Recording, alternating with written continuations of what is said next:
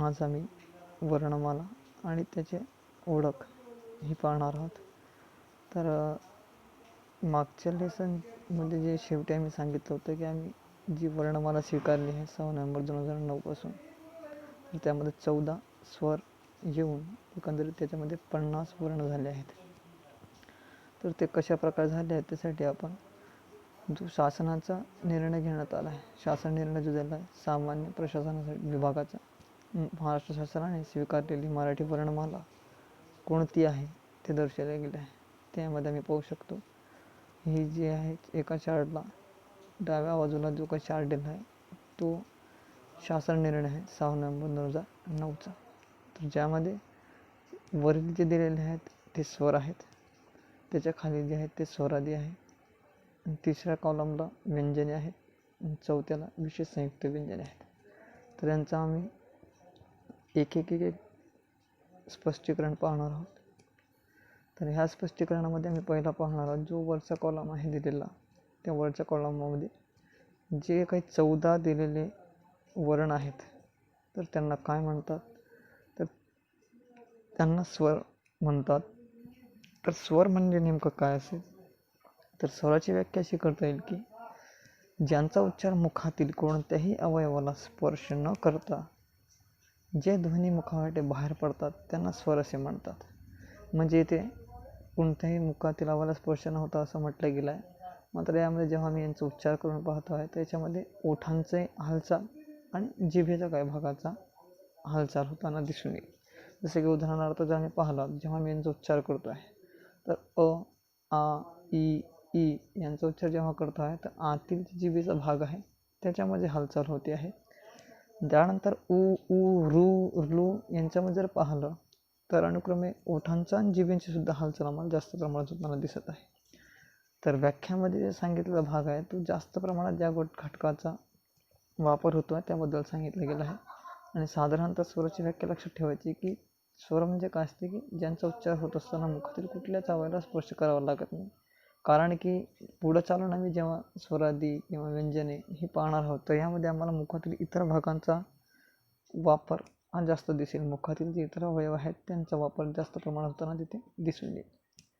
जर स्वराची व्याख्या मी पाहिली तर एकंदरीत आमच्याकडे स्वर हे आता 14 झाले आहेत. आधुनिक वर्णमालेत स्वर हे 14 झाले आहेत. तर त्यांचा अनुक्रम कसा आहे तर ते पाहणं गरजेचं आहे, कारण की ते आमच्या लक्षात असायला पाहिजे. जसं की पहिले आहे अ, आ, ई, ऊ, ऋषीचा ऋ, क्लृप्त्यामधला ऋ, ए, ॲ, ऐ, ओ, आ, औ हे आमच्याकडं 12 स्वर आहेत. इथं एक माहिती इथं पाहण्यासारखी आहे की जर आम्ही पाठ्यक्रम पुस्तक जर पाहिले तर पाठ्यक्रम पुस्तकामध्ये ॲ आणि अला आदत्त असं म्हटलं गेलं आहे. तरी आम्ही इथे लक्षात ठेवायचं की आमच्याकडे जे आहेत स्वर 14 आहेत. मात्र इथे आम्ही पर्यायवाची नाव म्हणून सुद्धा म्हणू शकतो की ॲ आणि अला काय म्हणतात, किंवा इंग्रजी भाषेतील आलेले जे काही स्वर आहेत तर त्यांना अजून दुसरा पर्यायवाची शब्द कोणता आहे तर आदत्त आहे, हे लक्षात ठेवायचं. पुढचा भाग आहे तो म्हणजे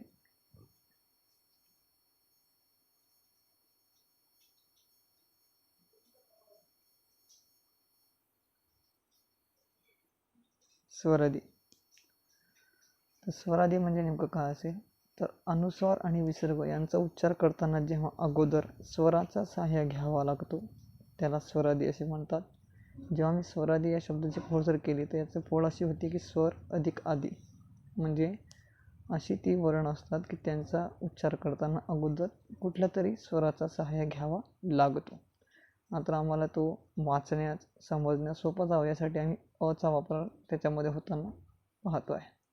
इथे एक लक्षात ठेवायचं की अ, आ, ई, ऊ, ए, ऐ, ओ, औ, अहा हे जे भाग आहे ते 12 खडीमधले आहे.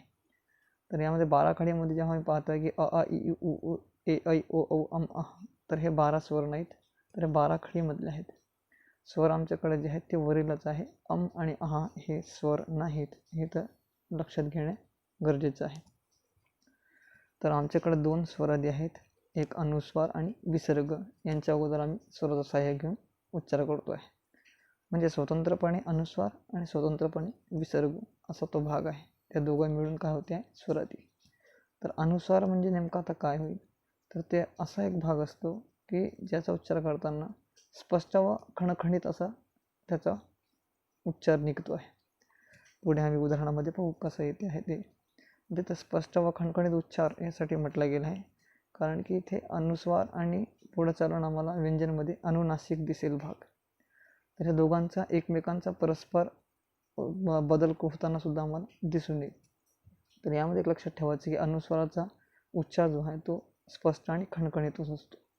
मग विसर्ग म्हणजे काय, तर विसर्गाचा जो काही भाग आहे हा पाहत असताना याचा उच्चार हा ह या वर्णाला झटका देऊन उच्च श्वास सोडून केल्यासारखा होतो. आता उदाहरणार्थ पाहू, जसं की अनुस्वारमध्ये गंगा, गंगा शब्दामध्ये पाहिला तर जो अनुस्वार आहे त्याचा न सारखा उच्चार होताना दिसतोय गंगा. तसंच उंट, इंधन इत्यादी. तर विसर्गामध्ये आम्ही पाहतोय की ह या वर्णाला झटका देऊन उच्च श्वास सोडल्या गेल्यासारखा होतो आहे. तो कसा, तर विसर्गामध्ये जेव्हा पाहतो आम्ही तेव्हा पाहायचं. उदाहरणार्थ दुःख, दुःखमध्ये जेव्हा दूचा उच्चार करतो आहे तर थोडासा हळूपणे ह या वर्णाचा सुद्धा उच्चार होताना दिसतो आहे. यासाठी तिथं म्हटलं गेलं आहे की याचा उच्चार हा ह या वर्णाला झटका देऊन उच्च श्वास सोडून केल्यासारखा होतो. आता पुढचा जो भाग आहे त्यामध्ये आहे तिसरा जो आहे तो म्हणजे व्यंजन. व्यंजन म्हणजे काय होते आहे, तर व्यंजन म्हणजे अशी वर्ण ज्यांचा उच्चार करताना शेवटून स्वराचा सहाय्य घ्यावा लागतो. म्हणजे जी व्यंजने असतात ते स्वरावर अवलंबून आहे असं म्हटलं तरी चालेल, कारण की त्यांचा उच्चार मग स्पष्टपणे होत नाही. जर आम्ही स्वराचा सहाय्य घेतला नाही तर त्यांचा उच्चार हा स्पष्टपणे होत नाही. तर यामध्ये आम्हाला वर्गीकरण जेव्हा करतो आहे तर असं लक्षात येते आहे की या व्यंजनामध्ये स्पर्श व्यंजन हा एक भाग येतो आहे. स्पर्श व्यंजन म्हणजे काय, तर ज्या व्यंजनांचा उच्चार करताना मुखातील अवयवांना स्पर्श करावाच लागतो आहे. म्हणजे इतर जे वर्ण येतील त्यांच्यापेक्षा जास्त प्रमाणात येथे मुखातील अवयवांना स्पर्श करावा लागतो आहे, त्यामुळे यांना स्पर्श व्यंजन म्हटले गेले आहे. तर स्पर्श व्यंजने कुठली कुठली आहेत, तर क पासून तर म पर्यंतची एकूण 25 स्पर्श व्यंजने आहेत, हे लक्षात ठेवायचं. पुढच्या याच्यामध्ये काय आहे, स्पर्श व्यंजनामध्ये त्यानंतर पाहता वर्गीकरण करत असताना व्यंजनाची, तर यामध्ये येतो आहे अनुनासिक. आता अनुनासिक म्हणजे काय, तर ओझरत्या अस्पष्ट उच्चारांना अनुनासिक असे म्हणतात. म्हणजे आम्ही पाहिलं अनुस्वार, त्या अनुस्वारामध्ये पाहिलं की स्पष्ट व खणखणीत उच्चार, आणि अनुनासिकमध्ये ओझरत्या अस्पष्ट उच्चार.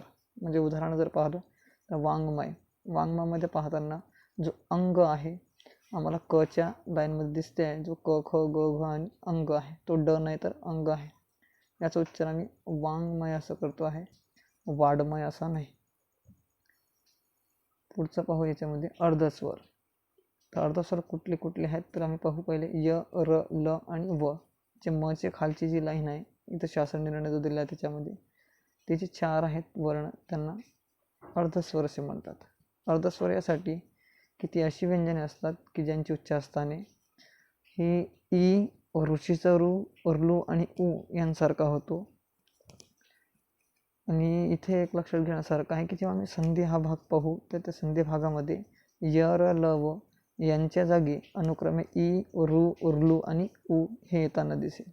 किंवा असंही आम्हाला जास्त उदाहरणांमध्ये दिसेल की ई, ऋषीचा रू, ऋ आणि उ यांच्या ऐवजी आम्हाला य, र, ल, व हे येताना दिसेल. जसे की उदाहरणार्थ अति, अधिक, अंत. इथे अति हा एक शब्द आहे आणि अंत हा दुसरा शब्द आहे.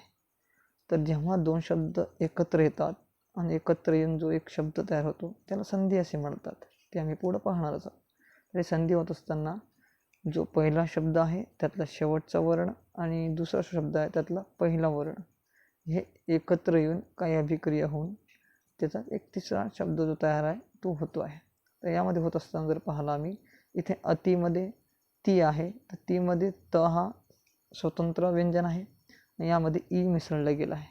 तर इथे ई आणि पुढचा जो शब्द आहे अंत, अंतमधला अ, तर हे जेव्हा एकत्र येत असतात तर आम्हाला दिसून येईल की ईची जागा ही पुढं चालून य घेतो आहे, म्हणजे तो शब्द तयार होतो आहे अत्यंत. तसंच दुसरं उदाहरण आहे सु अधिक अल्प, तर यामध्ये स ला उकार दिला गेलेला आहे. तर हा जो उकार आहे तो ऊचा आहे. म्हणजे उ अधिक दुसऱ्या शब्दातला अ, हे दोघं मिळून जेव्हा पुढे एक वर्ण पाहतो तो कुठला येतो आहे, तर व येतो आहे. म्हणजे इथं तो सु अधिक अल्प म्हणजे स्वल्प होतो आहे. म्हणजे इथं ऊचा व होताना दिसून येत आहे. त्यामुळे आम्ही इथे सांगू शकतो की हे अर्धस्वर आहेत. पुढचा भाग याच्यामध्ये आहे उष्मे. म्हणजे जे य र ल व च्या खालचा भाग आहे, श श आणि स यांना उष्मे म्हणतात. तर उष्मे का बरं म्हणतात, तर जेव्हा याची व्याख्या पाहताना आम्ही जर लक्षात दिलं तर यामध्ये लक्षात येईल की ज्या व्यंजनांचा उच्चार करताना घर्षण होऊन उष्णता निर्माण होते तर त्यांना उष्मे म्हणतात. म्हणजे ही अशी व्यंजने असतात की त्यांचा उच्चार करताना पहिले घर्षण निर्माण होते आहे मुखातील आतल्या भागामध्ये आणि उष्णता निर्माण होऊन त्यांचा उच्चार होतो आहे. जसं की श श आणि स आम्ही जर पाहिलं तर जेव्हा आतील भागामध्ये पाहत असताना घर्षण निर्माण होते आहे जिभेमध्ये, त्यानंतर एक उष्णता निर्माण होते ज्यामुळे तो एकदम ठणक आवाज येतो आहे. यांना म्हणतात उष्मे. आणि त्यानंतर याच्यामध्ये जर पाहिलं तर एक आहे ह आणि एक आहे ळ. तर जो ह आहे याला महाप्राण म्हणतात, कारण की याचा उच्चार हा मुखातून डायरेक्ट बाहेर येतो आहे. म्हणजे की जो काही आमचं फुफ्फुसातील हवा आहे ती डायरेक्ट बाहेर फेकली जाते आहे. म्हणजे महा अधिक प्राण, प्राणचा अर्थ होतो वायू.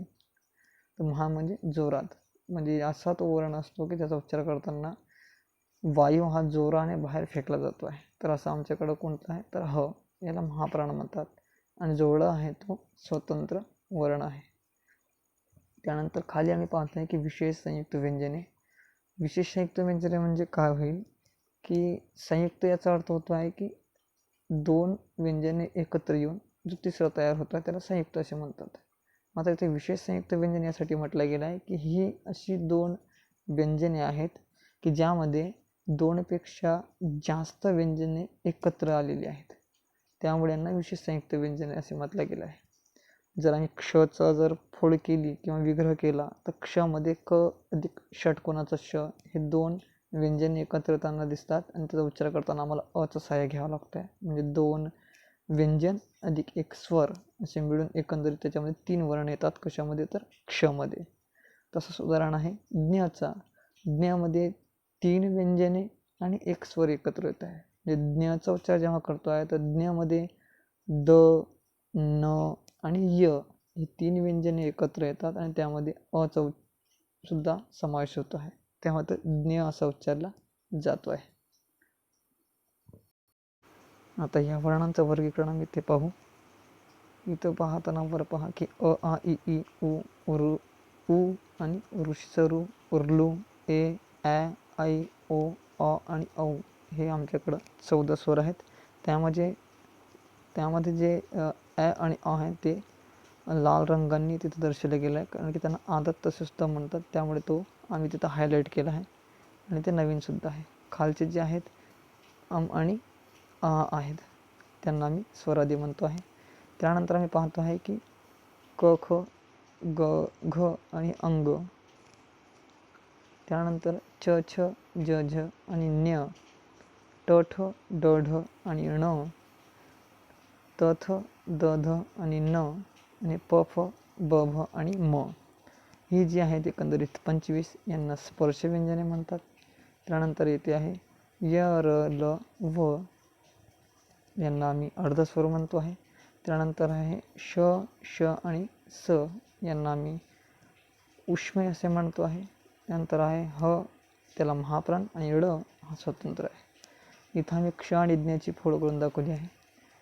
क्षमध्ये पाहू आम्ही इथं फक्त 2च व्यंजनाचा उल्लेख केला गेला आहे व त्याच्यामध्ये पुढं सांगितलं नाही आहे, कारण की हलंत स्वरूपात तो तिथे लिहिता आला नाही, त्यामुळे मी पुढं अ मिक्स केला नाही आहे. मात्र याच्यात लक्षात ठेवायचं की 2 किंवा त्यापेक्षा जास्त व्यंजने एकत्र आली आहेत. जसे क्षमध्ये कमळाचा क आणि श आहे, तर क अधिक श बरोबर क्ष होतो आहे. इथं ज्ञामध्ये द, न आणि य एकत्र येत आहे. म्हणजे 2 किंवा 2पेक्षा जास्त जेव्हा व्यंजने एकत्र येऊन जो मूळचा एक व्यंजन तयार झाला आहे तो म्हणजे काय होईल, विशेष संयुक्त व्यंजने. त्यानंतर पुढचा भाग जो आहे स्वराचा पाहू आम्ही. स्वराचे 2 भागामध्ये विभागणी केली जाते आहे.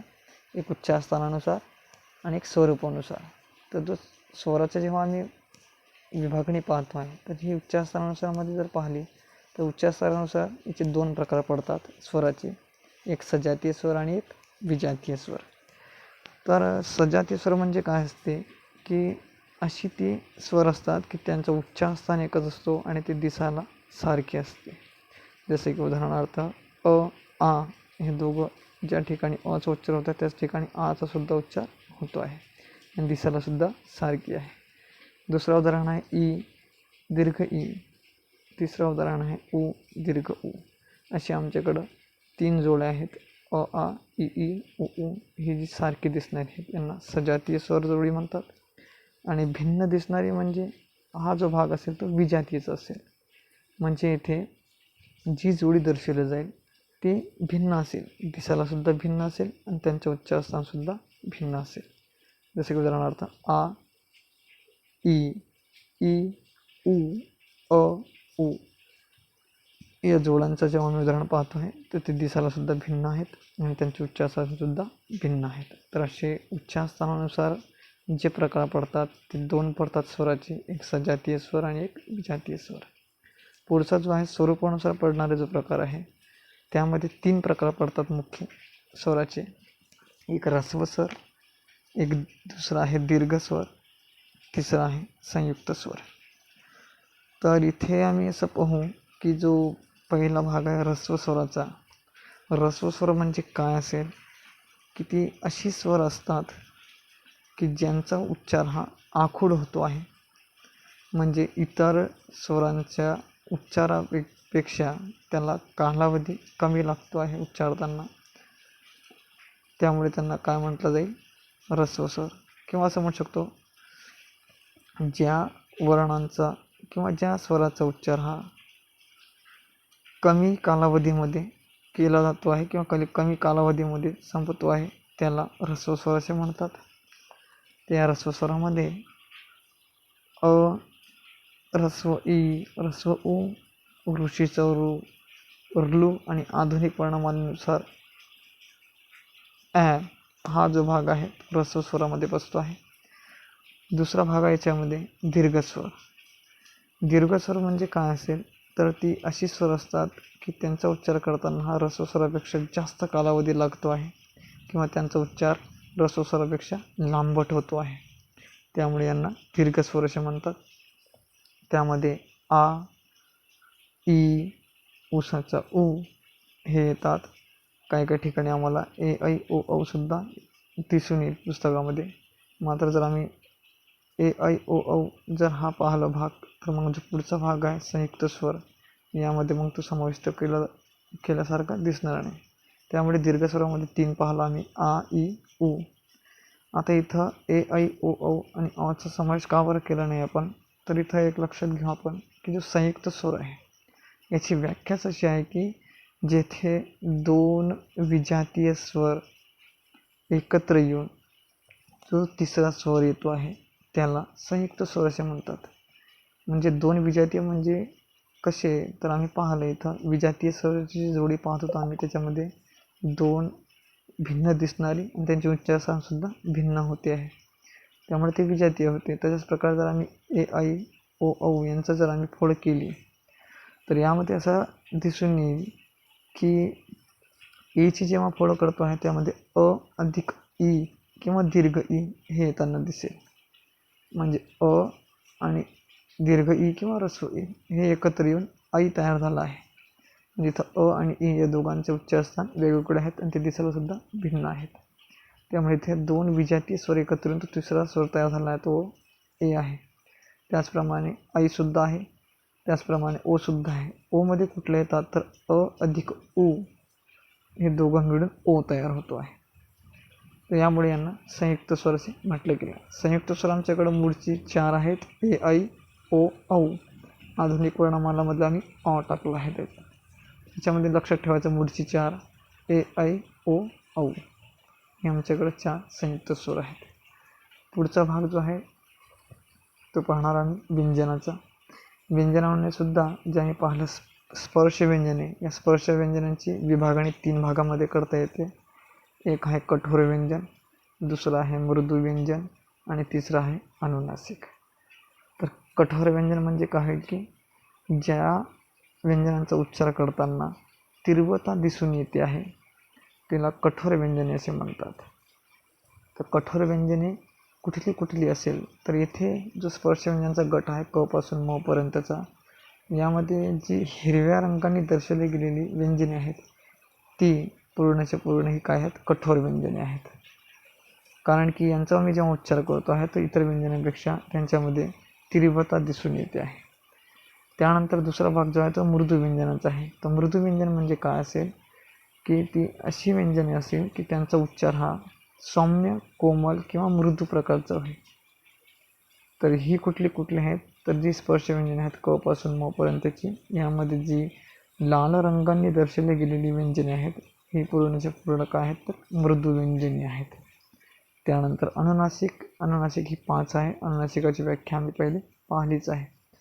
तरी आम्ही पाहू की अशी ती व्यंजने असतात की त्यांच्या उच्चारस्थानाबरोबरच त्यांचा उच्चार हा नासिकेतून सुद्धा होतो आहे. नासिका म्हणजे की नाकातून, त्यांना काय म्हटलं जाईल, अनुनासिक.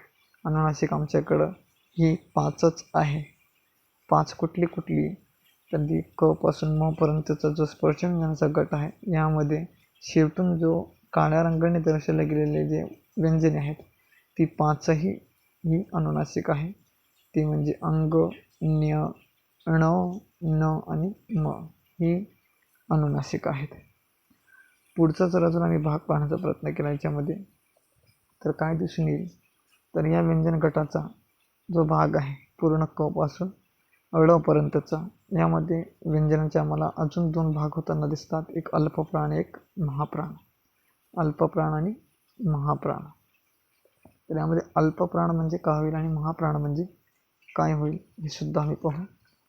तर याच्यामध्ये महाप्राण म्हणजे काय होईल की ती अशी ती व्यंजने असतात महाप्राणांमध्ये की त्यांचा उच्चार जेव्हा करतो आहे मी तर त्यामध्ये हचा जो काही भाग आहे किंवा असं म्हणू आम्ही की ह या वर्णाचा उच्चार करताना आम्हाला जसा फुफ्फुसातील हवा ही तोंडावाटेत जोराने बाहेर फेकली जाताना दिसून येते, तशाच प्रकारे या महाप्राणामध्ये जर आम्ही पाहण्याचा प्रयत्न केला, इंग्रजी भाषेमध्ये जेव्हा आम्ही ख लिहितो आहे तर याच्यामध्ये एच येताना दिसते आहे. म्हणजे ते झालं काय आहे की क अधिक ह हे 2 मिळून ख तयार होताना दिसते किंवा उच्चार हा त्यांचा ख होतो आहे असं दिसते आहे. म्हणजे जेथे जेथे आम्हाला अशी व्यंजनती असतात की जेथे त्यांचा उच्चार करत असताना आम्हाला हचा उसा सोडल्यासारखा दिसून येईल, ती असते महाप्राण. महाप्राण आमच्याकडं एकंदरीत ही 14 आहेत. 14 कुठली कुठली तर ह, ख, छ, ठ, थ, फ, घ, झ, ढ, ध, भ, श, श आणि स. इथं आपल्याला थोडंसं लक्ष देण्यासारखं आहे. आपण म्हटलं आहे की इंग्रजी भाषेतला एच जसा वापरायचा तो लिहिताना त्याला, तर तशी ती पूर्ण काय असतात महाप्राण. मात्र याच्यामध्ये जर आम्ही लक्षात ठेवलं, महाप्राणामध्ये आम्हाला स येताना दिसते आहे, सशाचा स. स मध्ये आम्ही एचचा वापर करत नाही. जर एच लावला तर तो शाळेचा श होतो किंवा षटकोनाचा श होतो. मात्र जेव्हा आम्ही उच्चार करतो आहे व्याकरणिकदृष्ट्या तर स जो आहे तो महाप्राणामध्ये येताना दिसेल, कारण की सचा उच्चार करत असताना सुद्धा आमच्या मुखातील हवा ही फुफ्फुसातील थोडी जोरानं बाहेर फेकताना दिसून येत आहे.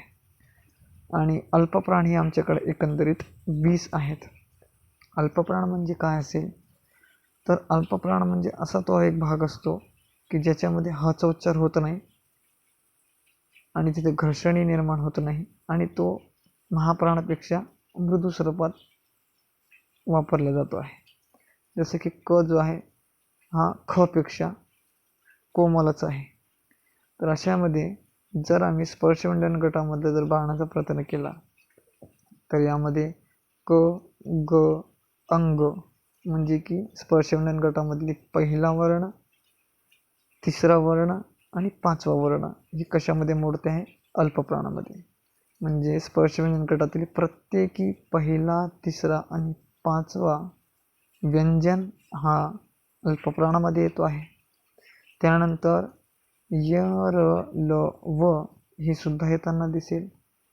त्यानंतर याच्यामध्ये पुढचं काय आहे तर जो ळ आहे तो सुद्धा येताना दिसेल. म्हणजे एकंदरीत इथे आमच्याकडं अल्पप्राण हे किती आहेत? 20 आहेत. लक्षात ठेवायचं, महाप्राण 14, अल्पप्राण 20. एकंदरीत आमच्याकडे हे एवढे भाग हे व्यंजनांचे होताना दिसते आहे. त्यानंतर पुढचा भाग याच्यामध्ये एक अजून राहिला तो म्हणजे स्वर. जेव्हा पाहिलं आम्ही तर हे स्वर पाहत असताना आम्हाला एक भाग पाहण्यासारखा आहे की एक द्विगुणित स्वर म्हणून सुद्धा किंवा द्विगुणित वर्ण म्हणून सुद्धा आम्हाला प्रश्न कधी कधी येताना दिसते आहे. द्विगुणित स्वर म्हणजे काय होते आहे की ती अशी स्वर असतात की ज्यात 2 सारखे ऱ्हस्व स्वर एकत्र येऊन एक दीर्घ स्वर तयार होतो. त्याला काय म्हटलं जाईल? द्विगुणित स्वर. म्हणजे उदाहरणार्थ अ अधिक अ बरोबर आ, म्हणजे अ आणि अ मिळून हा आ तयार झाला आहे. तसंच ई अधिक ई बरोबर दीर्घ ई, उ अधिक उ बरोबर दीर्घ उ. ही उदाहरणे द्विगुणित स्वराची आहे. द्विगुणित स्वराची व्याख्या लक्षात ठेवायची, ज्यात 2 सारखे ह्रस्व स्वर एकत्र येऊन एक दीर्घ स्वर तयार होतो, तो म्हणजे द्विगुणित स्वर होतो. आमच्याकडे असे 3 आहेत, आ, ई आणि उ. हे लक्षात ठेवायचे दीर्घवाले. हे जे काय आहे ते आमच्याकडं द्विगुणित स्वर म्हणून सुद्धा निर्देश येतात. व्हिडिओ लेक्चरमध्ये जर कुठल्या घटकामध्ये आम्हाला अडचण जात असेल तर कमेंट्समध्ये दर्शवा, जेणेकरून आपल्याला त्यामध्ये थोडीशी दुरुस्ती करता येईल. जसं की व्हिडिओ बनत असताना तो खूप फास्ट होते आहे किंवा खूप स्लो होते आहे किंवा आवाजामध्ये स्पष्टता येत नाही आहे. ह्या गोष्टी जर सांगत गेले तर आपण त्याच्यामध्ये दुरुस्त करू आणि हळूहळूपणे ज्या गोष्टी आम्हाला त्याच्यामध्ये आवश्यक आहे ते सुद्धा त्याच्यामध्ये ॲड करू.